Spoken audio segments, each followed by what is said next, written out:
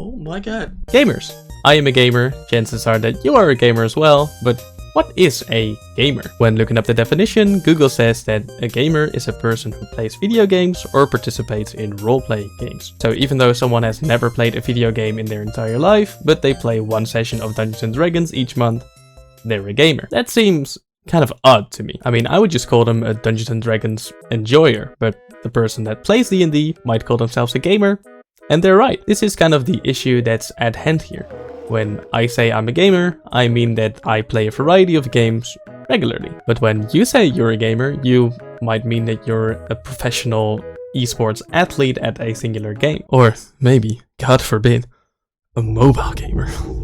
But in any way, calling yourself a gamer in these different situations is the correct term. And that's because there are a lot of different types of gamers. In this video, I want to look at 3 sorts of gamers in particular. The hardcore gamer, the casual gamer, and women. Or in other words, a cozy gamer. Which I know isn't just women, but these kinds of playstyles are mostly adopted by women, and I don't mean to say that women are bad at games. I know a lot of women that can beat my ass in any single game that I've ever played, because I'm just a little baby boy.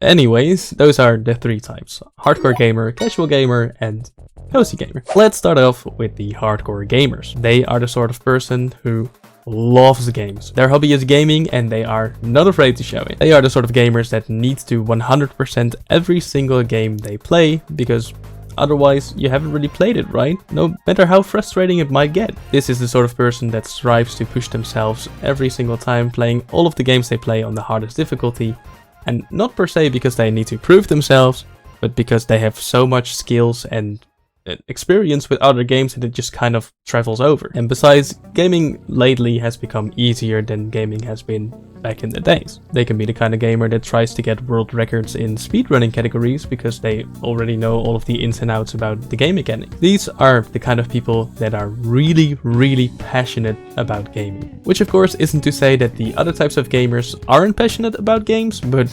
hardcore gamers, woof. And notice how I said woof instead of sheesh, because hardcore gamers, they got that dog in them.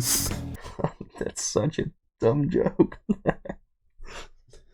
Hardcore gamers would most likely want to try every single difficult game that there is. Their favorite games contain titles such as Elden Ring or any of the other Dark Souls games for that matter, or RPGs like Etrian Odyssey, because those kinds of games test their gaming skills and knowledge on a level that is more appropriate for them. Those games are challenging enough. Any Bennett Foddy types of rage game need to be played as well, not necessarily because of the challenge, but more because of the art and the hidden message that is behind these games.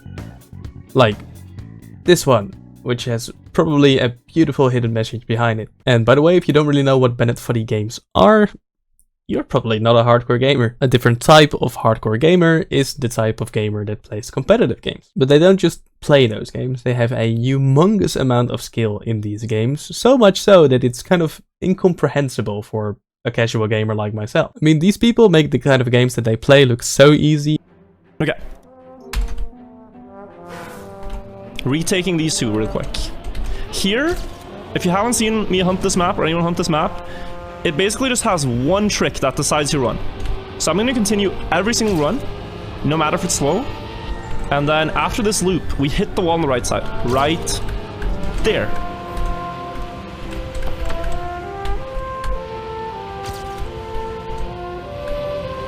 And what the I just one-shot it. Until you try them for yourselves and quickly find out that you kind of suck.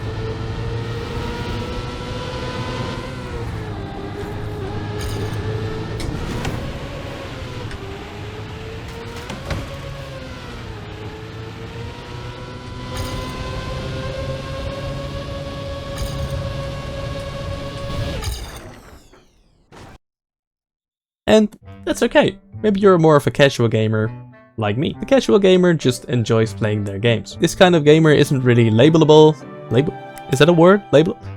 Isn't really labelable simply as casual gamer, but I'm gonna try anyway. The casual gamer is the sort of gamer that enjoys a simple, laid-back story beat as much as an active, challenging combat sequence. We like to play games at a more leveled difficulty, meaning that if a game contains 5 different difficulty settings ranging from very easy, medium, hard, and insanity, we are most likely to choose one of these three. Unless in some bizarre occasions when this one, it's probably somewhere over there, this one is needed for the Platinum Trophy, because we do like trophy hunting. And then we tried it, only to quickly figure out that it's way too hard and not enjoyable at that difficulty level, so we switch it back to a more doable one. Let's forget about the Platinum Trophy, it is probably not even worth it. Also, just to add on that, if a game has these kinds of difficulty based trophies, in my experience, most often the game doesn't really have that much extra to offer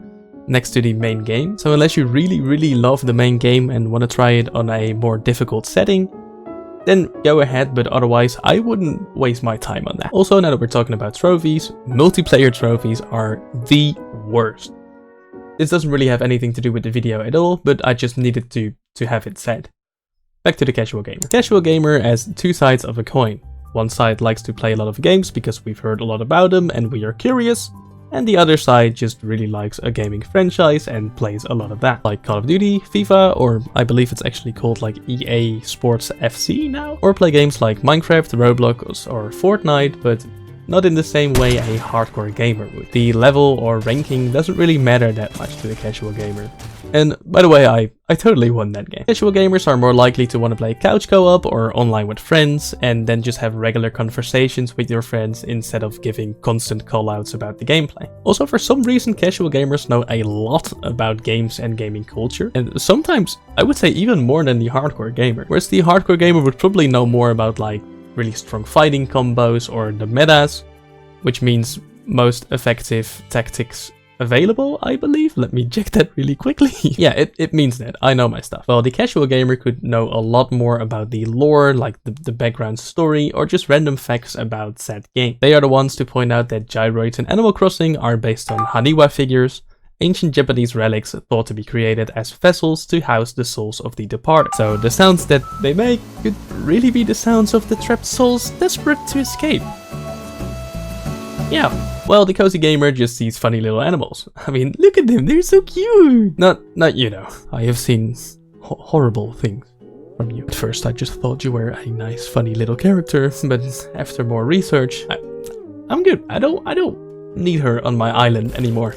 No, the cozy gamer is the laid back type. This type of gamer also kind of includes the rookies or people that are new to gaming. A lot of people say that gaming is supposed to be a relaxing hobby that you can play to unwind after a busy day at school or work. And the cozy gamer is actually the type of person that unwinds while playing games. It's kind of like this meme.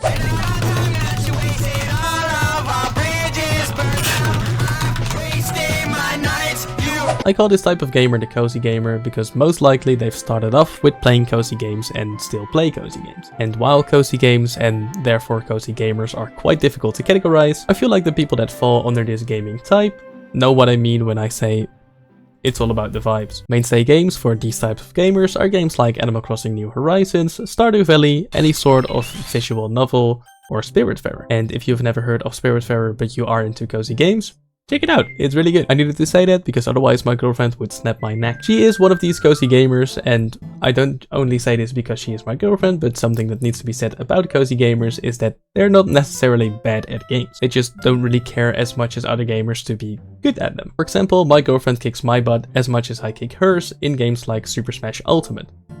Granted, she only plays as Kirby and I'm not really good at that game, but that doesn't really matter. Cozy gamer is the kind of gamer that plays games on the Switch while laying down on the couch under a thick layer of blankets. Rather than what I'm doing right here is sitting at my desk playing games on my PC, or having the chair in front of your TV while playing games on a console, ready to go into that gamer lean when necessary. And I reckon most cozy gamers know of the lean, but they don't know the impact of the gamer lean, because they don't need it. The games that they play rarely have any combat sequence in them, and if they do, you best believe that they won't leave their little cozy nest that they've built on that couch. Or it's turn-based, like in Pokemon games. I had a small section of my last storytelling / gaming talk-ish video dedicated to the weirdness of the cozy game genre. How if someone thinks that there's just one aspect of a game that's cozy, like the music for example, that game can be called a cozy game. And while I absolutely do not agree with that, it doesn't really matter for the cozy gamer, because if the game has good vibes, it's a good game. As simple as that. I think something needs to be said to the cozy gamers, and that is simply that cozy gamers are still gamers. If someone tells you that games like Animal Crossing aren't real games, just tell them to listen to that sentence again, because I said games like Animal Crossing. It's just a game. That someone might feel that games need cool combat or violence or difficult puzzles inside of games.